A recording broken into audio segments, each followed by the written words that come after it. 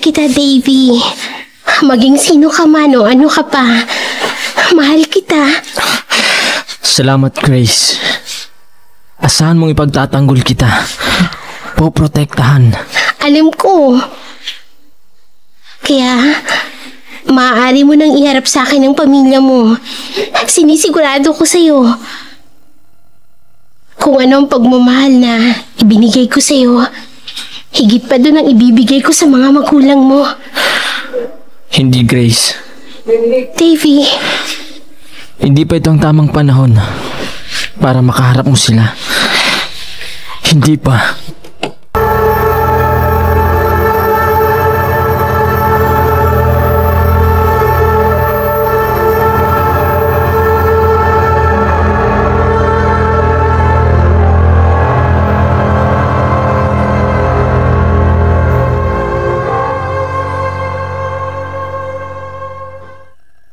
Lumuwas ka lang ng lungsod, nagbago ka na. Tinalikuran mo ang buo nating angkan. At pati na ako na sarili mong ina. Walang mali sa nararamdaman ko, ina. Umiibig ako sa tamang edad at sa tamang babae. Hindi siya nababagay sa'yo. Isa siyang tagalunsod. Naniniwala ang ating angkan na dito ka makakatagpo ng babaeng nababagay sa'yo. Natagpuan ko na si Grace, ina. Kung nagpunta ka dito para ipaglaban ang pag-ibig mo sa kanya, hindi ka na sana nagbalik pa. Ina, hinihingi ko ang inyong pahintulot sa pag-iibigan namin ni Grace. Hindi! Bakit, ina? Nakalimutan niyo na ba? Isa rin kayong taga-syudad. Inibig kayo ni Ama na isang taga-isla. Niyakap ko ang angka ng iyong ama. Tumira ako dito. Tinanggap nila ako at pinatunayan ko sa kanila ang aking katapatan. Hindi katulad ng iyong ama. Ina! Nang tumalikod ang iyong ama noon, isinumpa siya ng angkan. Kaya umalis siya at tumira sa syudad sa pag-aakalang matatalikuran din niya ang isang sumpa. Ina. Isang sumpa ang ibibigay ko sa babaeng ipagpalit mo sa akin. Ina, wag. Nakikiusap ako. Sa kabilugan ng buwan, kung kailan yumao ang iyong ama, daranasin niya ang nangyari sa iyong ama. Sinusumpa ko! Ina!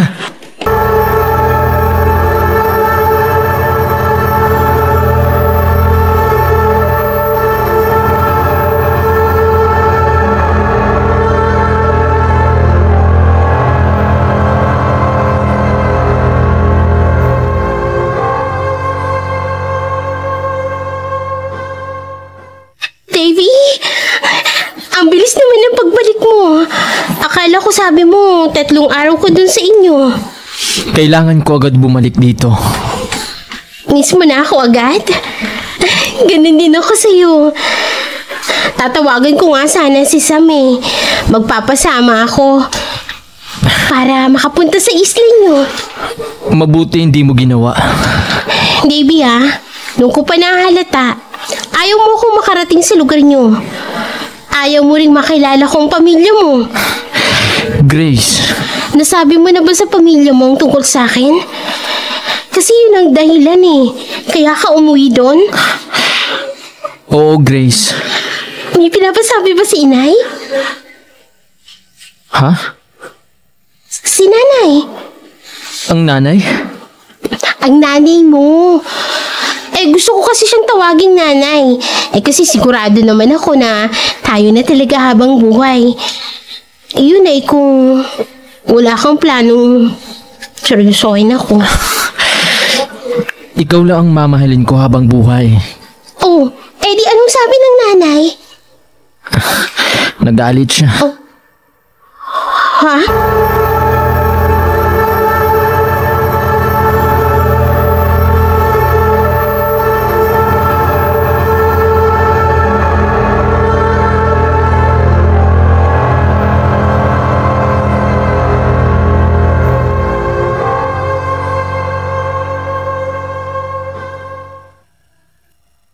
Bakit wala pa siya? Kinakabahan ako. Sa kabilugan ng buwan, kung kailan yumaw ang iyong ama, daranasin niya ang nangyari sa iyong ama. Isinusumpa ko. Hindi maaaring ulitin ang sumpang yon. At hindi ko hayaang mangyari yun kay Grace.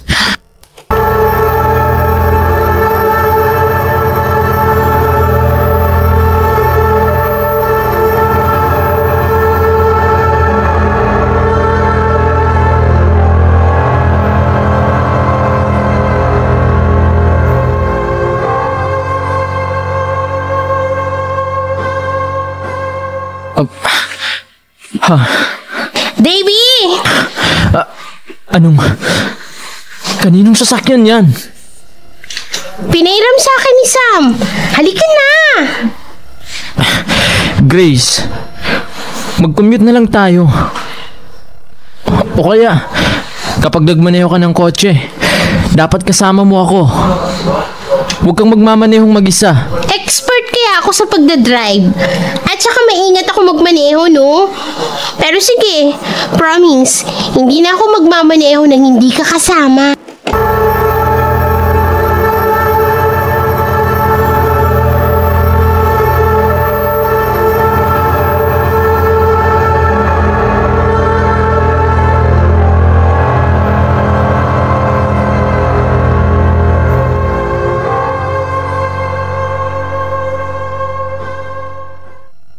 Ating gabi na pala.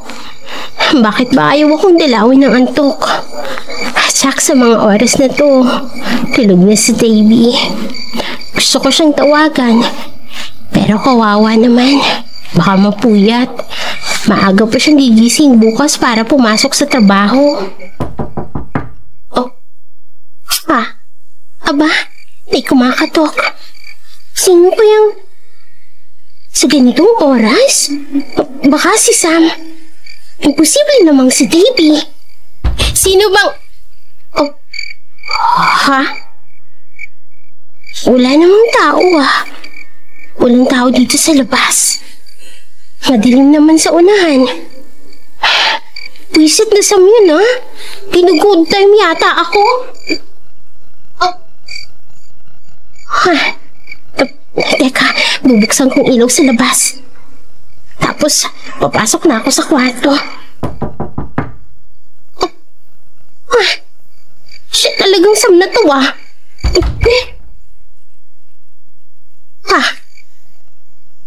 Wala namang tao,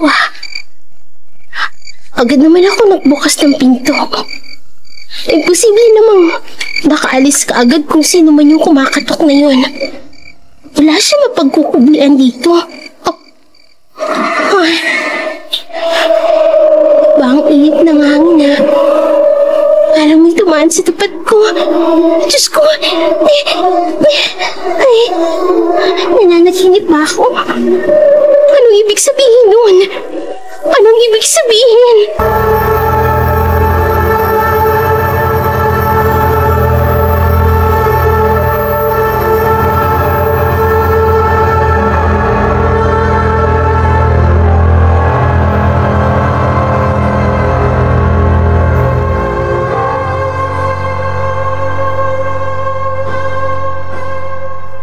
Grace, are you okay? Anong nangyari? Nagbibiro ka ba? O baka panaginip lang yun? Mukha ba ako nagbibiro? Namumutla ka. Hey! Ang lamig ng kamay mo. Relax. Calm down, Grace. Gising na gising pa ako ng mga oras na yun, JB. Ewan ko ba? First time kong hindi dalawin ang antok. Gusto kong tawagan ka pero ayoko maistorbo ka. 2 beses na may kumatok sa pinto pero walang tao. Maniwala ka, Davy. Grace. Sa pangalawang pagbukas ko ng pinto, parang ano, Grace? May nakita ka ba? Sabihin mo. Huwag kang matakot. Parang may naramdaman akong hangin. Ha? Saglit lang. Parang may dumaan sa harap ko. Davy, maniwala ka sa akin. Unang beses na nangyari to sa akin. Hindi ko maipaliwanag kung bakit. Hindi ko alam kung anong nangyayari. Hindi ko alam.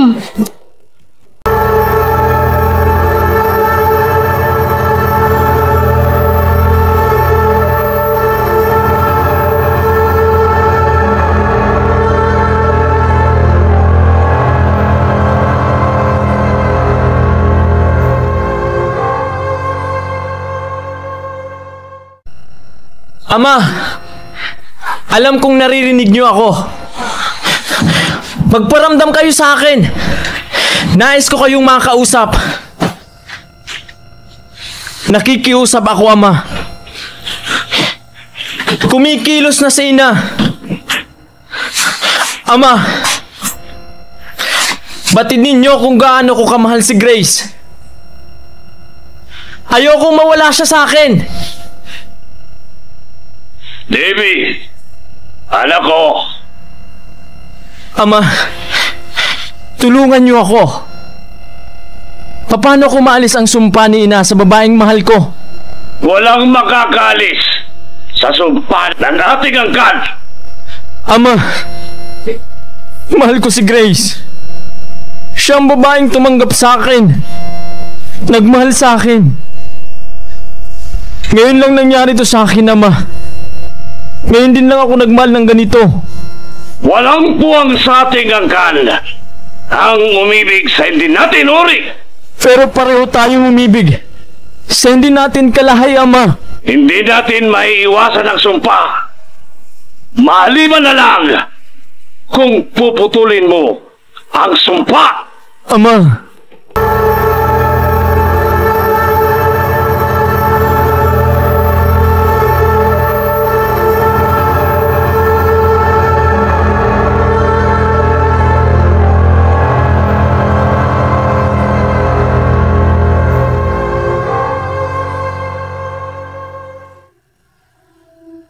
Baby, akala ko hindi ka na darating.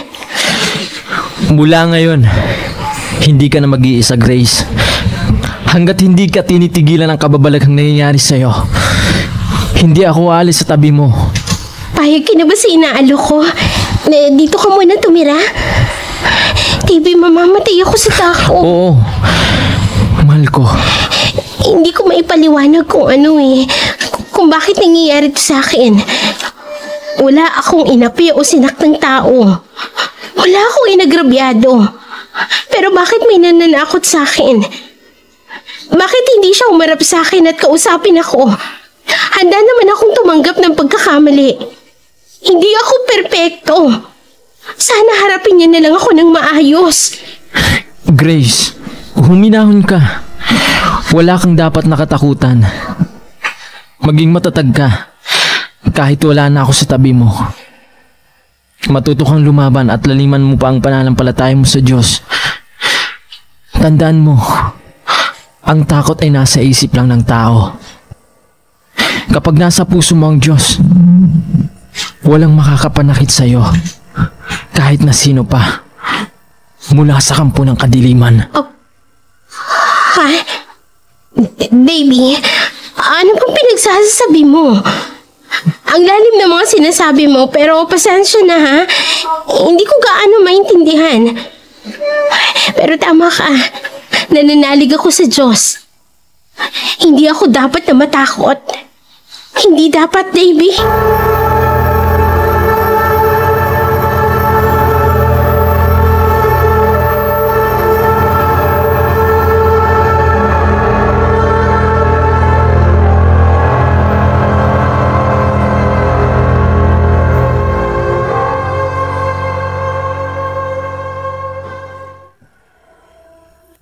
Dumating na ang pinakahihintay ko. Ang kabilugan ng buwan.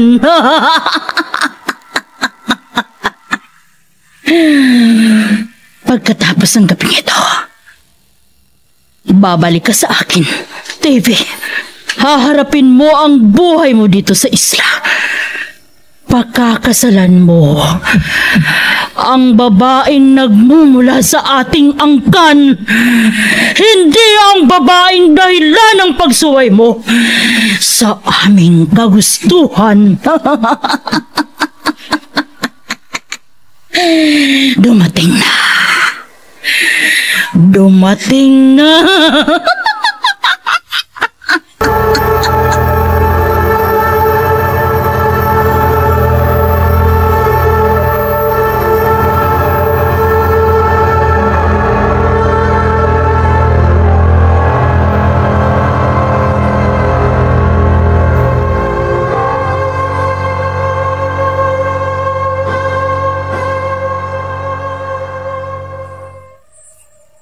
Davy, are you okay? Malapit na akong matunaw dyan sa kakatitig mo, ha? Tandaan mo, mahal na mahal kita. Ganun din naman ako sa'yo. Kapag nawala ako, malaya kang umibig na muli. Nais kong makita kang maligaya, Grace. Stop it! Davy, ha? Nabiwirduhan na ako sa mga sinasabi mo. Hindi ko na gusto yan. Ayokong marinig pa yan mula sa'yo. Ihinto mo ang sasakyan. Ha? Teka lang, huwag ka na magmaneho. Malapit na rin naman tayo eh. Malapit na? Kanina pa tayo eh. Ha? Napansin mo rin pala. Nagtataka nga rin ako eh. Kanina pa tayo bumabaybay dito sa highway na to pero pakiramdam ko parang ang tagal na biyahe natin ngayon. Ihinto mo. Ako magmamaneho. Okay.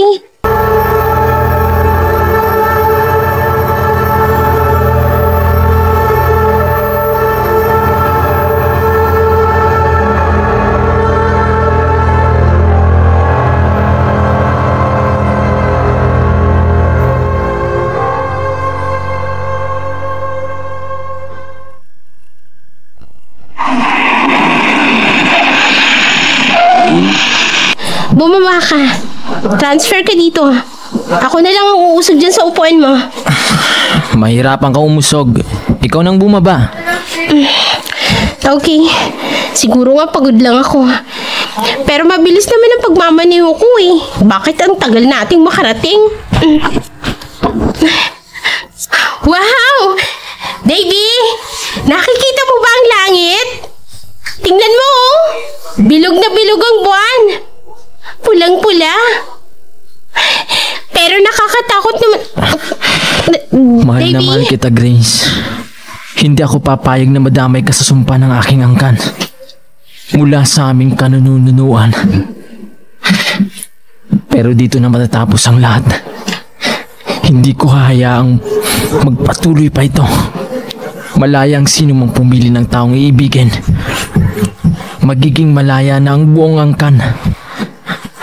Malaya ka na, Grace. Ito lang ang tanging paraan. Paalam, mahal ko.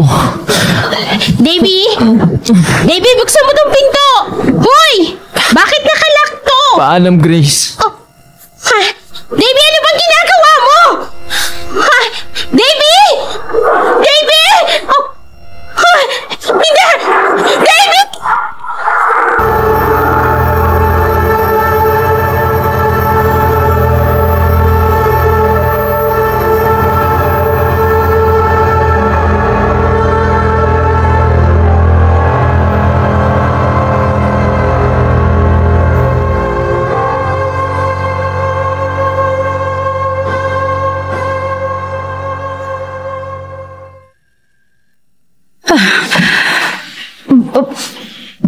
Bakit wala akong makitang kaluluwa mula sa kabilang daigdig? Bakit wala akong maramdaman? Anong ibig sabihin nito? Hindi. Hindi. Sinong mahal kong asawa? Bakit lumalayo ka sa akin? Huwag! Dito ka lang! Kailangan kita! May kasama ka? Sino? Debbie? Hindi! Ikaw ang dahilan ng lahat ng ito. Anong ginawa mo? Anong ginawa mo? Hindi! Pinutol mo ang sumpa! Hindi!